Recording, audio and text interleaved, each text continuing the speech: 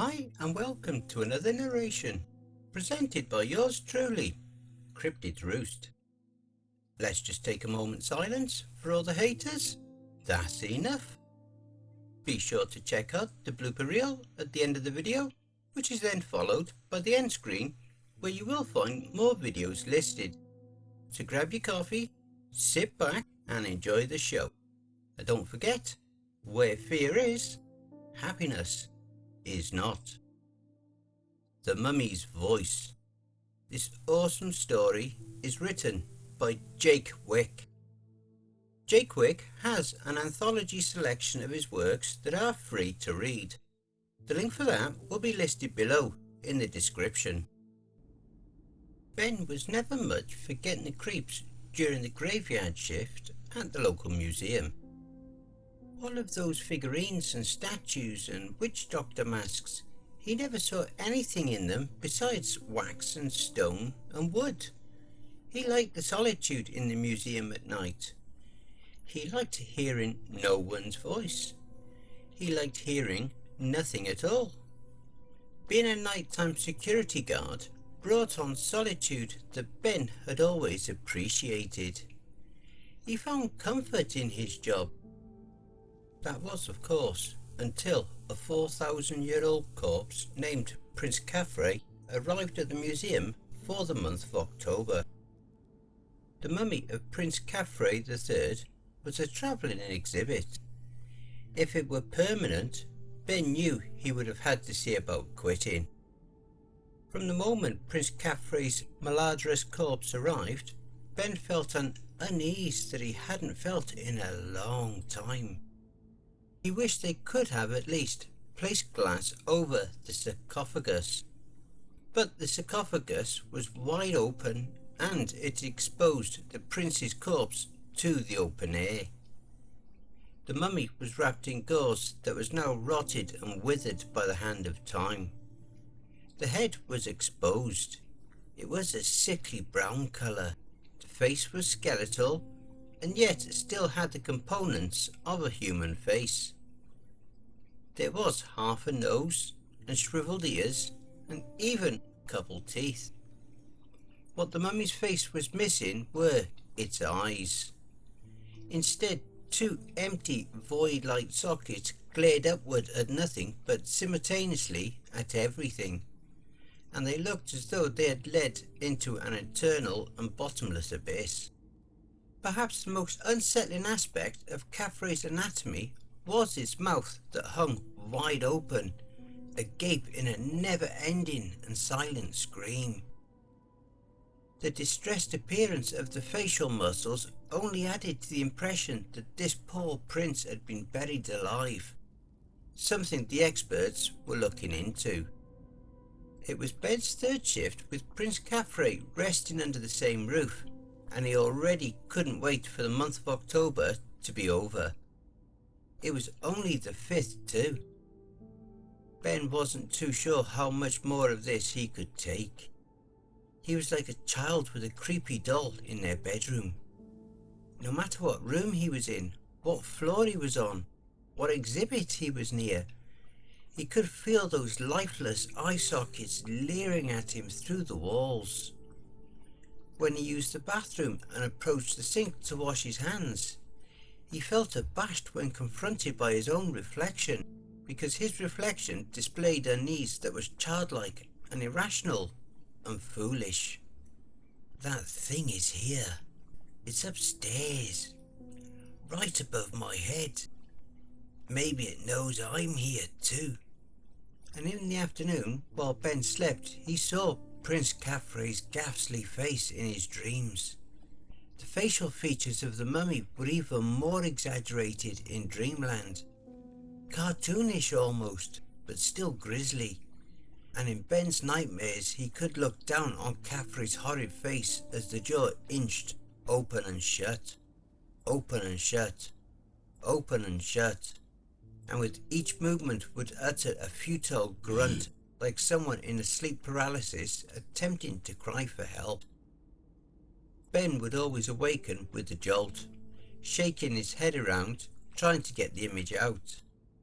Ben arrived at the museum during the evening to see Henry, the museum director, standing in the lobby waiting on him with his arms crossed and his head cocked sternly to one side.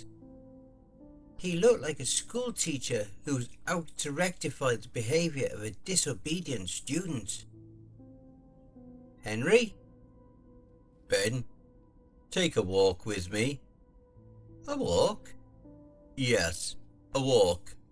Follow me." To Ben's puzzlement, Henry led him to the second floor to Prince Caffrey's exhibit. They approached the sarcophagus, something Ben hated having to do. Henry pointed down at the mummy and looked at Ben and said nothing. Ben shrugged.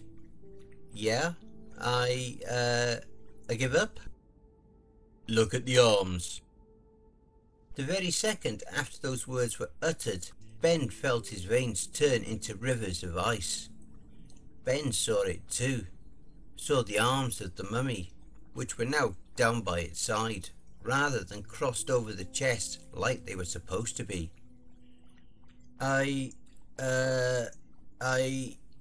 Ben couldn't find his words. "Is that funny to you?" Henry asked rhetorically. "Because let me tell you, it's not funny to me." "I didn't do it," said Ben. "Couldn't it have been some kids messing around?" "Do you see any kids around here? It's Monday. Place is closed." "Maybe they moved them yesterday." "But you guarded it last night, did you not? Wouldn't you have noticed?"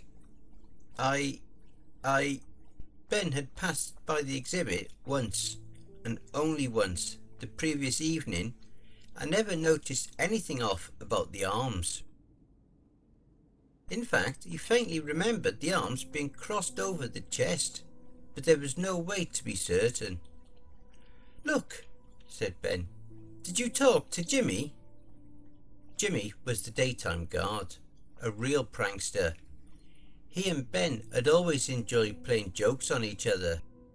This was a step too far in Ben's mind. "Yesterday's daytime guard was Thomas, the new guy," Henry replied. "And let's face it, he hasn't joined your little circle of pranksters yet." "Well, Move the arms back, please, and don't let it happen again. I don't care who did it." "Move the arms back?" "Yes, but wear gloves or something." Henry walked off. Ben looked down at the mummy. "It's just you and me now." Ben took out latex gloves and slapped them on and cringed as he imagined touching the mummy. Standing this close enabled him to smell the stench of Prince Caffrey's corpse. He used one hand to pinch his nostrils shut and the other to grasp the mummy's wrist one at a time and move them back to its chest. The wrists felt like little branches in Ben's grasp, and he hated the crinkling sound the bones made when moved. Through the latex gloves he could feel the icy touch of death that radiated from the mummy's rotted flesh. For the next hour or so Ben thought about it more, and the more he thought the more he realised that Caffrey's arms had been crossed over the chest. He could picture it. He certainly didn't move them. He'd never have touched that thing by choice. And so, later that evening, when Ben was alone in the place, he pulled a steel chair up to Caffrey's sarcophagus and sat down. He would sit here and watch the mummy. Any sign of movement? Any sign at all? Even the slight twitch of a bony finger? And Ben was out. Plenty of places without mummies needed security guards. "Come on, give me a reason to quit. Just move, just once. Come on, November." As Ben sat and kept his eyes trained on the mummy, his sleepless afternoons of mummy nightmares began to catch up on him, and Ben was soon sound asleep, with his mouth agape and drool drizzling over his jaw. "Benjamin!" Ben woke up with a jolt. He stood up with such force that it knocked the chair backwards. He grasped the handle of his pistol. His head was on a wild swivel as he glanced all around, trying to pinpoint the source of the voice. It soon occurred to Ben that what he had heard was a half-awake, half-asleep hallucination. He sighed with relief as his heart palpitations slowed to a crawl. He removed his hand from his pistol. Benjamin! There it was again. Ben was so startled that it felt like a shotgun round had just penetrated his gut. "Who's there?" Ben shouted. It's me, Benjamin. The voice was low and metallic, but also slightly debonair, sort of like a James Bond villain.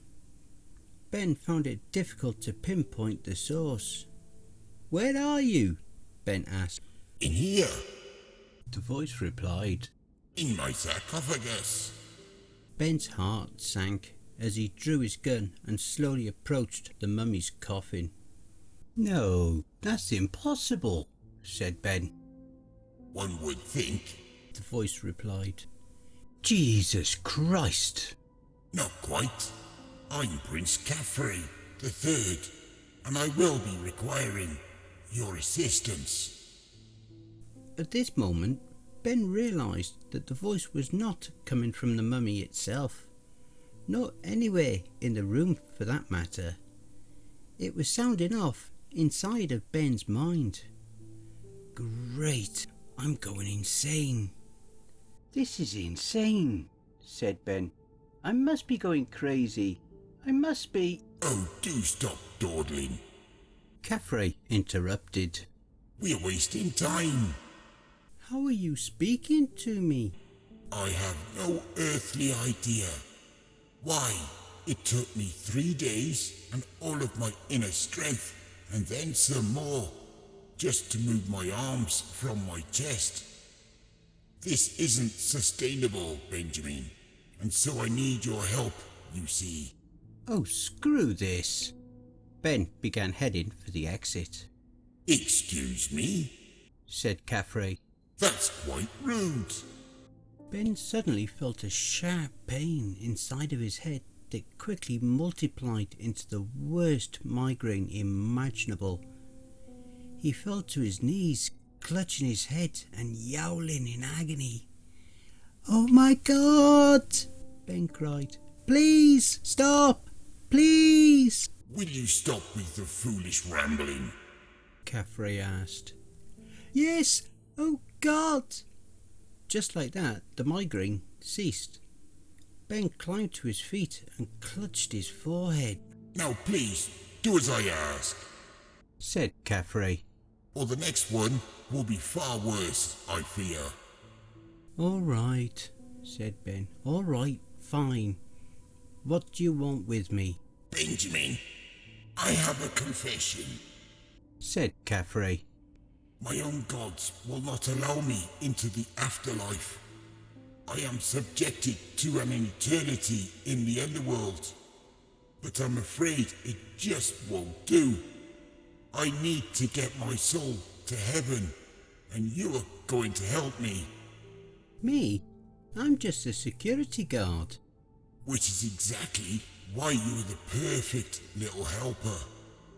What I need lies in the museum basement. I need the scroll of the cult of Karnak. "Scroll?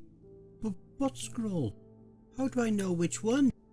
Speak clearly, you blithering buffoon. "The scroll. How do I know what it looks like?"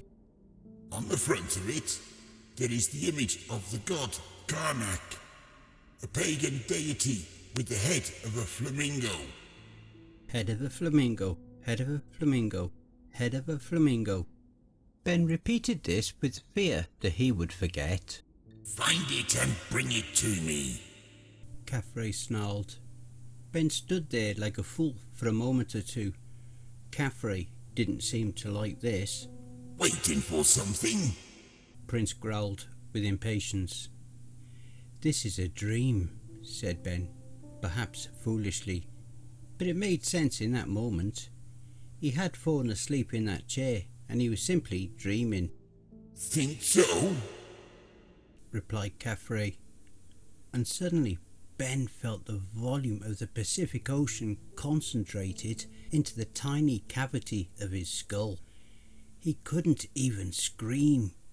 He fell to the floor and quivered in sheer brutal agony. After a few seconds, the behemoth migraine was gone. Gah! Did that feel like a dream, you imbecile? Asked Caffrey. Oh my God! Ben exclaimed. All right, holy Christ, I'll do whatever you say. That's a good lad. Better get going.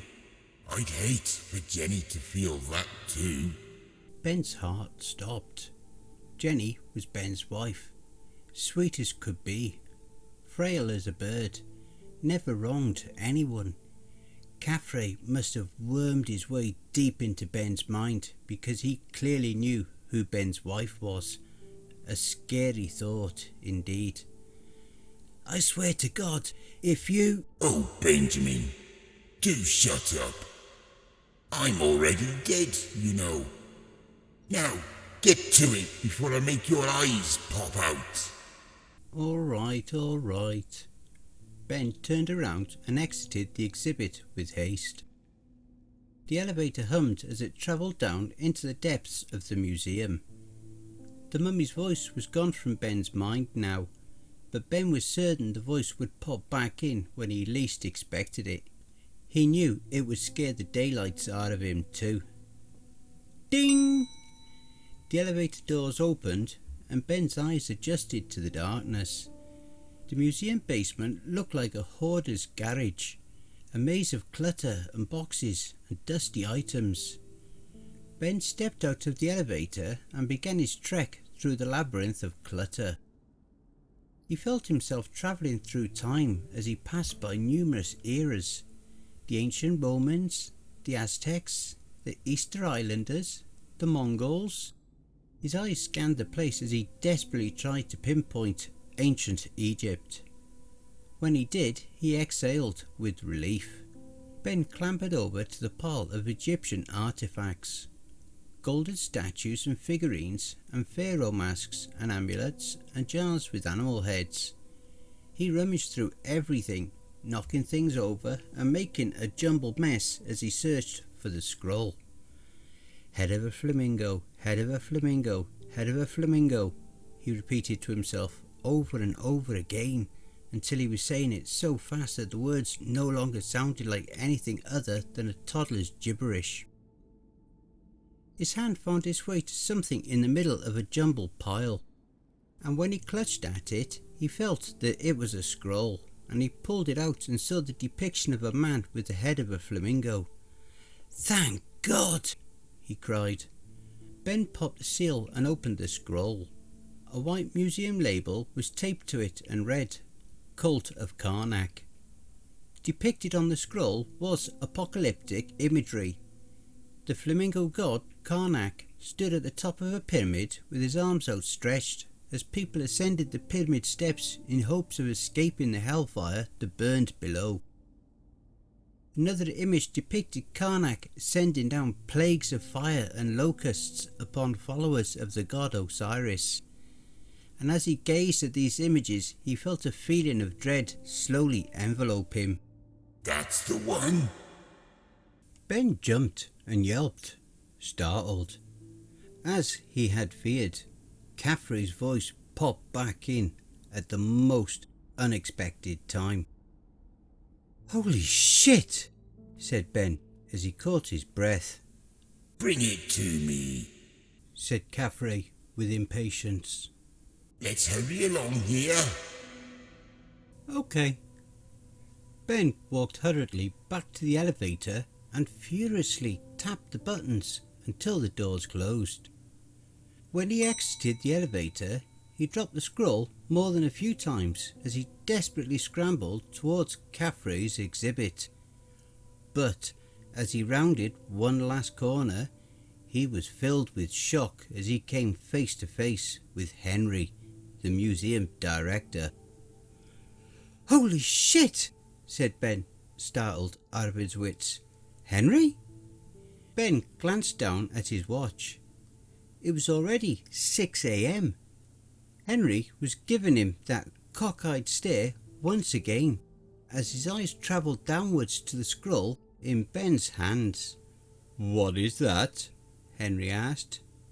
This? That thing. What is that? Is that a scroll? Yeah. Where'd you find it? The floor. The floor? Yeah, in the bathroom. Huh? Henry stared at it for a while. Please just walk away, thought Ben. Just walk away and cease to give a damn. Please. But Ben felt despair as he watched Henry extend his arm and wiggle his fingers in a gimme motion. Ben mumbled stupidly. Let me have it, said Henry. Ben reluctantly handed Henry the scroll. Henry began walking off. Where are you taking it? Ben asked as Henry walked away. To my office, Henry replied. I want to find out what it is. Damn it. What'd you say? Oh, nothing. Henry disappeared around a corner.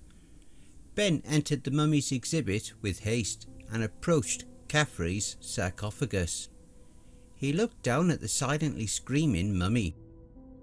Look, I'm sorry, said Ben. I'll find a way to get it back. I swear. I'll figure out a way to... Ben's voice trailed off as he waited for a response. But this time, Caffrey's voice did not sound off inside of his head. He waited many minutes, but the mummy's voice was dormant and did not speak. Hello? Ben whispered down at the mummy. I'll get it back. Please don't do anything to me. Please. But the mummy's voice remained idle. Ben looked up. Looking right at him with raised eyebrows were two little kids with their mother. She was holding them close, likely ready to defend them against this crazy security guard she was looking at. Ben smiled weakly at them before shuffling out of the exhibit. Ben went home and drank a glass of milk and climbed into bed. His anxiety was at peak level and he dreaded hearing Caffrey's voice again. Heat flashes flowed over his skin and throughout his entire body as he shook with fear under the covers. No way he was getting any sleep today. No way at all. He tried desperately for many hours. It was around 10 a.m. when Jenny entered the room with a plate of food for Ben. She handed him the plate and kissed him on the forehead.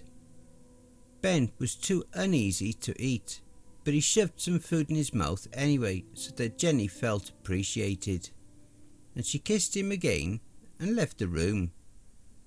Ben closed his eyes and once again attempted to sleep. An hour passed, then another, and soon a few hours became 8 hours, and Ben still had not slept a wink. At least, he thought, I didn't have to dream about the mummy's face again. Feeling well rested?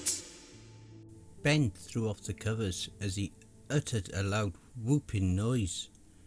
The mummy's voice was back. Ben had a quick and dreadful thought that maybe the voice would never leave. They would surely lock him in a madhouse with a padded cell. It was only a matter of time. Listen, said Ben. I'm sorry. I didn't know he was going to show up. I'll get you your... Better hurry, said Caffrey. But then the voice disappeared and it was silent. Hello? Said Ben. Hello? Did you hear me? I said I'll get you your scroll. And suddenly Ben felt his head beginning to hurt. It was only a slight pain, but with each passing second the pain grew just a little bit more, and after about 30 seconds the pain was twice what it was at the start. Ben knew what this meant. He was on his way to another gut-wrenching episode of pain. Ben leaped out of bed and flew out the door. He didn't even throw on a pair of shoes. He jumped in the car and backed out to the driveway so fast that the car swung into the road like a rolling baseball bat. He was lucky no one's kid was standing in the road. Ben stepped on the gas pedal with full force and made a beeline for the museum. It was a 10-minute drive, but Ben's desperate and lunatic driving made it 6. He arrived at the museum after running at least 3 red lights, though he didn't keep count. Ben swerved his car into the parking lot and parked in 2 spaces. He shot out of the car like a missile. His head hurt badly now. It was twice what it was at the start. With no plan whatsoever, Ben hauled up the stairs and got to the museum doors. He reached into his pocket for the keys. His heart sank when the fingers wiggled around inside of an empty pocket. Oh no, the keys! I don't have the keys! Ben was pleading with Caffrey, but the mummy evidently was not listening at all. Ben began slamming his palms on the glass doors like a lunatic. Hey! Hey! Open the door! Hello? Ben slammed his hands into the door over and over until his palms were black and blue. The museum was closed now, but the other night shift guy, Jimmy, was there, and he soon came scurrying over to the doors looking like a startled deer. He recognised Ben and, appearing concerned, unlocked the door. Ben, what is it? The second the doors were unlocked, Ben burst inside and barreled right through Jimmy, knocking him to the floor. Hey, Ben, what's going on? Ben sprinted down the hallway towards Henry's office. He had the determination of a track and field Olympian as he bolted past exhibit after exhibit. He got to Henry's office. Henry was gone for the night. Acting quickly, Ben picked up a nearby flower pot and swung it once, twice, and let it go on the third, sending it crashing through the window. Ben crawled through the shattered window, cutting his hands on broken glass, which went unnoticed to him due to the excruciating pain inside of his skull. He scrambled all over the office like a cornered squirrel, knocking things over and breaking ornaments and causing a preposterous mess.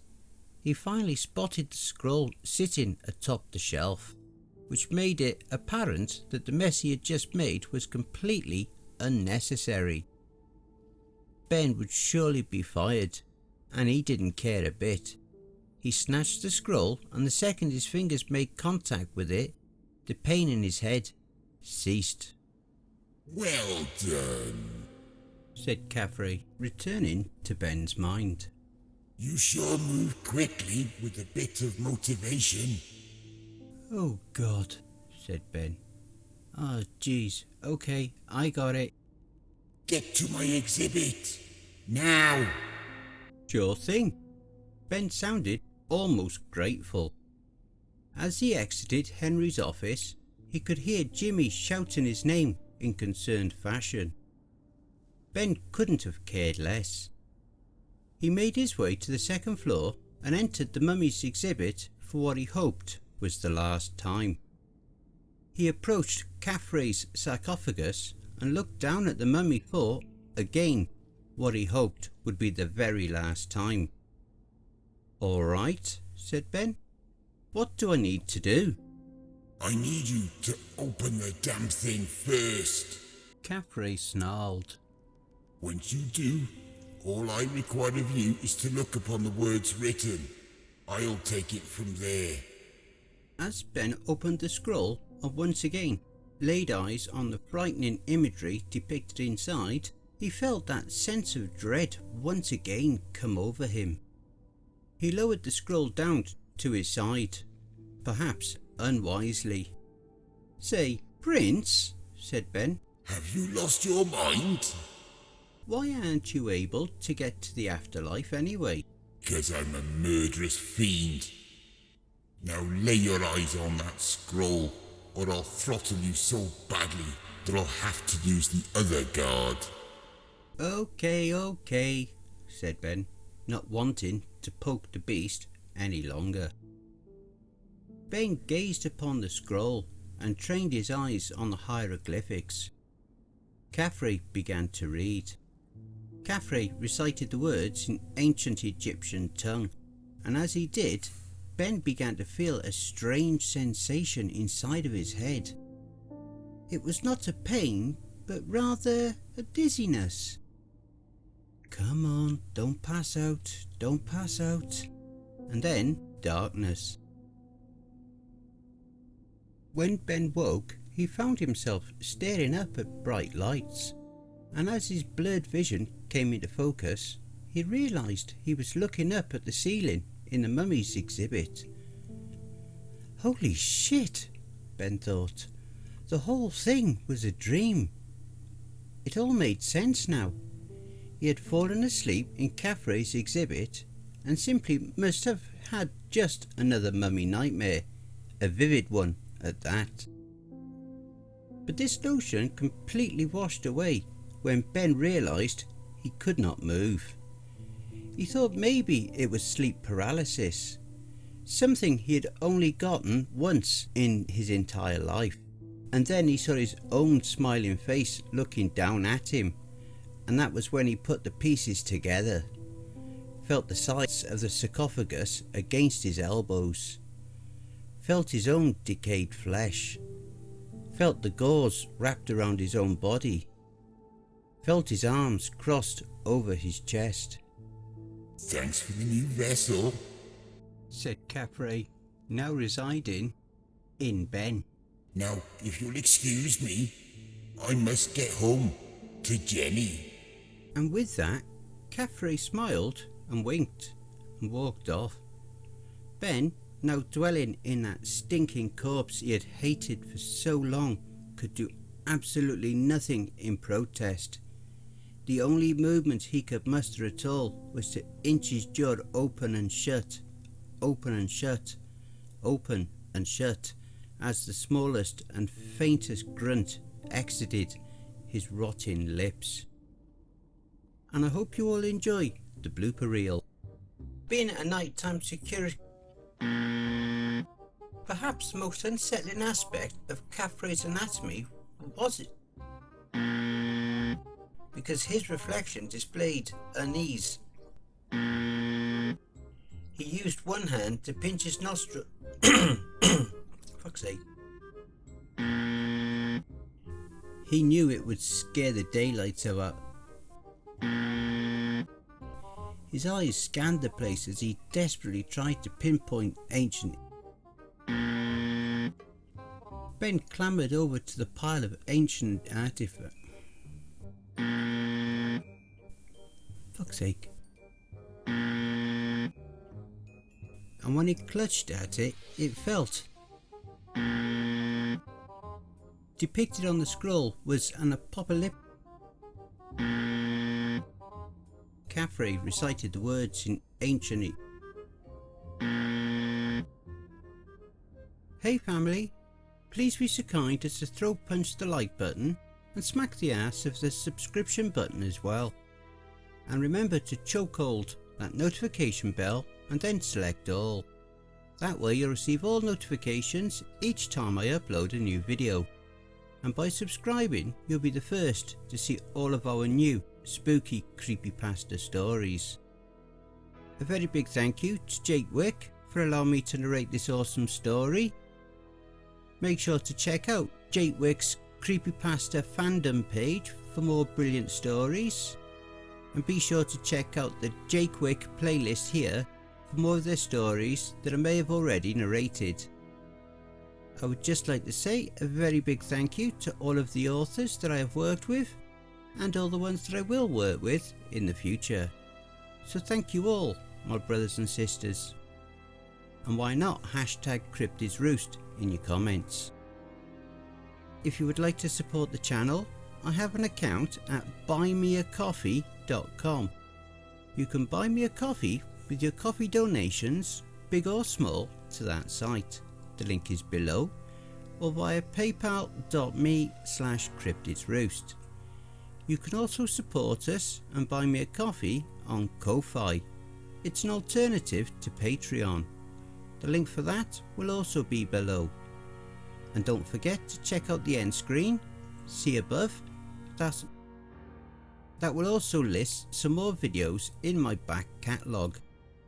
Take care everyone, and I hope you all have a wonderful and peaceful night. And don't forget, where fear is, happiness is not.